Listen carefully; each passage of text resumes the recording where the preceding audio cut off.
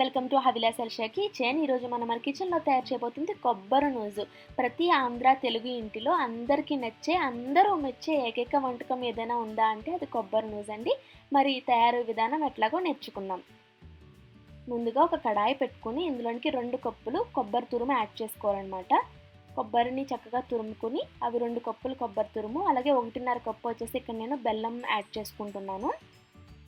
మీకు ఇంకా బెల్లం తక్కువ కావాలి స్వీట్నెస్ అంటే తక్కువ యాడ్ చేసుకోవచ్చు. ఇందులోనికి ఇప్పుడు నేను 1 టేబుల్ స్పూన్ వచ్చేసి ఇలాచీ పౌడర్, యాలకుల పొడిని యాడ్ చేసుకున్నాను. ఇప్పుడు వీనన్నీ కూడా బాగా కలిసేంత వరకు మనము కలుపుకోవాలన్నమాట. ఒకసారి చూడండి, ఒకసారి ఇదంతా కూడా బాగా ఇలా మిక్స్ అయిపోయిన తర్వాత ఇందులోనికి బాగా దగ్గరికంట మరిగించి మీగడతో సహా ఉన్న పాలను యాడ్ చేసుకోవాలి.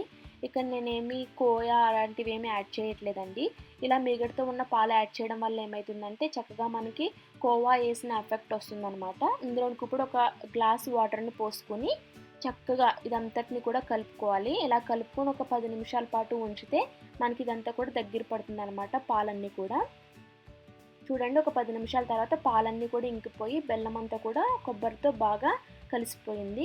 ఇలా మనము ఇంకొక 10 నిమిషాలు దగ్గరికంట ఇలా కలుపుకుంటూ ఉండాలి. ఇలా అంతా కూడా బాగా దగ్గరికంట అయిన తర్వాత ఇందులోనికి 2 నుంచి 3 టేబుల్ స్పూన్లు నెయ్యిని యాడ్ చేసుకోవాలండి. గీ యాడ్ చేసుకోవాలి.